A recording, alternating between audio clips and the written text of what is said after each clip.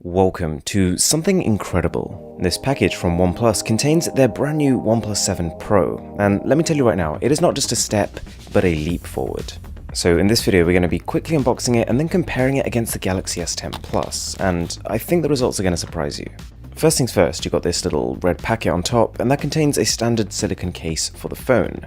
You've got the device itself, and then underneath that is where it starts to look a little different.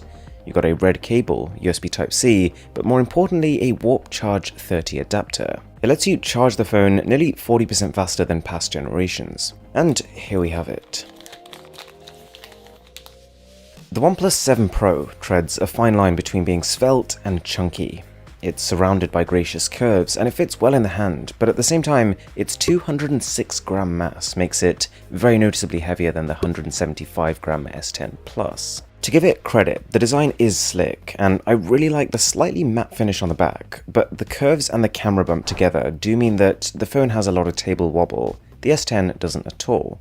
The company has brought its vibration motor completely up to speed with Samsung's in this phone, so you get really crisp, responsive haptic feedback, but the OnePlus does miss out on a few key features which might be important to you. It has no headphone jack, no IP rating for water and dust resistance, and it's also got Gorilla Glass 5 on the front as opposed to Gorilla Glass 6 on the S10. Now that in itself, in theory at least, makes the Samsung up to 2 times more resistant to breaking from a drop. On the subject of hardware, it is worth mentioning that Samsung gives you a dedicated button for the Bixby Virtual Assistant, but also that their power button is way too high up on the phone. On the OnePlus, it is in a more reasonable position. You don't have to readjust your grip every time you want to use it, and the alert slider is back, which gives you a more tactile way to switch between ring, vibrate, and silent profiles. Alright, OnePlus has always been about speed, but the combination of hardware and software on the 7 Pro makes it potentially the fastest phone on the planet right now. Both devices go up to 12GB of RAM and are powered by the Snapdragon 855 chip, or the equivalent Exynos in some regions for the Samsung. The differences come though in 3 key ways. Number 1, the 7 Pro is one of the first flagship phones ever to use Universal Flash Storage 3.0, which is in theory up to 3 times faster than the S10's 2.1. So almost any process that uses that drive should be faster. So that's loading apps, the performance of apps, as well as the transfer speeds with your PC, although the difference isn't as drastic as the numbers might lead you to believe. I will explain this in my speed test video soon. The second advantage comes from software. The phone has not just a gaming mode that optimizes RAM usage, but a fanatic mode, kind of like an ultra gaming mode that looks at CPU, GPU, and RAM. Without any of this, the OnePlus 7 Pro already quite convincingly beats the Galaxy S10 Plus on Antutu benchmark. Turning on gaming mode increases that score by another 1000, and then Fanatic mode another 300 to 400. So in terms of peak performance, that software isn't really doing much, but it's more about the consistency of performance, as well as the standard stuff like blocking messages and notifications. The third thing is that the OnePlus 7 Pro has a 90Hz display, which means a display that refreshes 90 times per second, compared to 60 on the S10 and almost every other phone. It's not something that my camera can even capture, but to the human eye it brings a whole new level of fluidity to the UI. But also just bear in mind that most third-party apps will still refresh at up to 60 times a second, so it's not like your average game will just start running smoother. About that display, it's the best display OnePlus has ever used. Ironically, it's a Samsung component, but that doesn't take away from the fact that it takes up nearly 90% of the phone's front, and that's an achievement. Both have Quad HD Plus panels, both have support for super high contrast HDR10 Plus content, and both are curved, but interestingly, Samsung's curve is much sharper. The OnePlus screen almost melts around the sides. The brightness looks comparable, and although the S10 takes it in saturation straight out the box, if you switch the OnePlus to NTSC in its color settings, I'd say both look pretty comparable. Right, so to achieve this full screen, OnePlus has had to mount the front camera on a mechanized slider, which means it's always going to take just that little bit longer to switch cameras. Credit where due though, this is one of the fastest motorized sliders, and the phone uses its gyro sensors to detect if it's falling, and then retracts the camera, which kind of somewhat addresses that issue of the extra fragility. Samsung's alternative is this punch hole in the top right of the screen, which I think still beats having a notch, but I also know that some people do have trouble with the asymmetry it brings to the design. Neither is going to leave you worrying about battery. Thankfully, Samsung weighs in with a 4100 mAh cell and OnePlus with a 4000. I've got a full battery comparison coming very soon, but I can say right now that if you did want to take advantage of the super smooth 90Hz screen on the OnePlus, then that will cause an additional battery hit, on top of the already demanding resolution of both displays.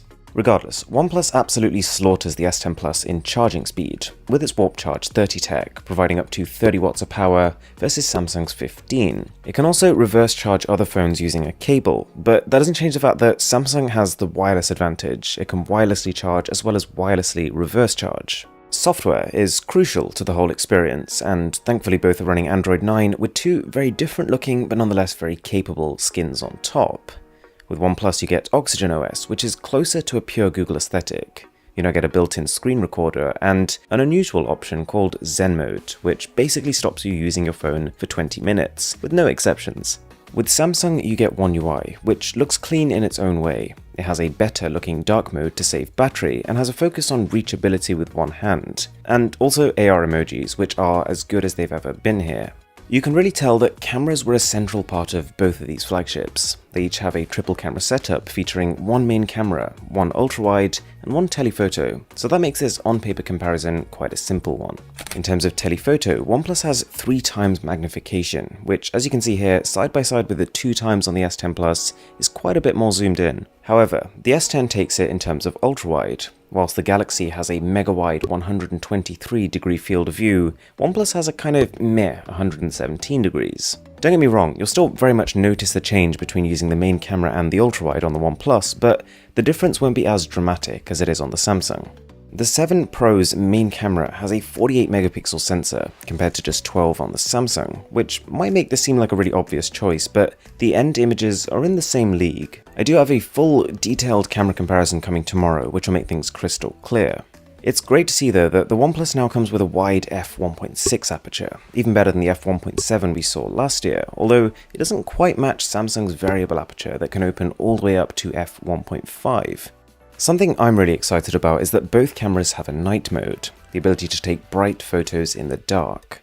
OnePlus has upgraded both the software and the hardware here to allow it to work better on this phone than its predecessor. The OnePlus 7 Pro is a phone of firsts for the company. One such addition is Dolby Atmos stereo speakers, and considering that the S10 also has this setup, why not pitch them against each other?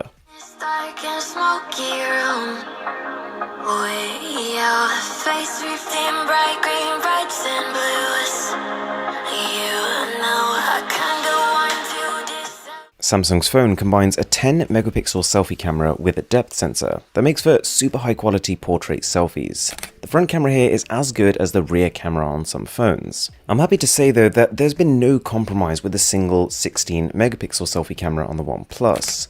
I will go into this in more detail in the camera comparison, but safe to say it's good.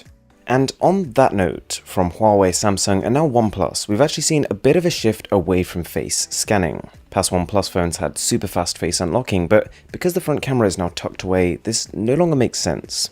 Samsung used to have an iris scanner on their flagships, but to achieve this new punch hole aesthetic, that had to be dropped too. Thankfully though, both have amazing fingerprint scanners. The Galaxy S10 Plus uses ultrasonic technology, which can still detect prints through wet or greasy fingers, and you pretty much just need to scrape it for it to detect your finger. The OnePlus still uses an optical scanner, but it is so much better than their last effort. I was a little underwhelmed when the company introduced the feature in the 6T, but with this phone, they've kept the same sensor, but increased the scanning area by about 25% and massively improved processing speed. So OnePlus has never been a fan of offering expandable storage, and that trend continues here, while the S10 does. But both do start with 128 gigs internally, so for me at least, that's quite a lot. Something that's a little bit less talked about is that Samsung's Wi-Fi is pretty much the most capable smartphone setup out there. It supports 802.11ax versus OnePlus's 802.11ac, and AX basically brings a couple of clever engineering tricks to not just improve speeds, but also save power. The OnePlus 7 Pro with 6GB of RAM here in the UK starts at £649. That's over a $200 saving on the S10 Plus.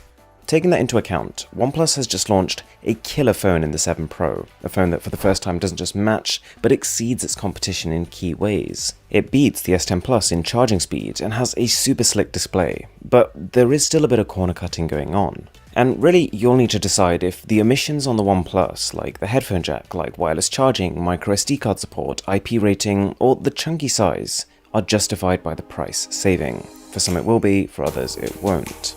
So, which phone do you think won? If you could subscribe for the camera, battery, and the speed comparisons, plus some other stuff I'm working on, that would be amazing. And I'll catch you in the next one.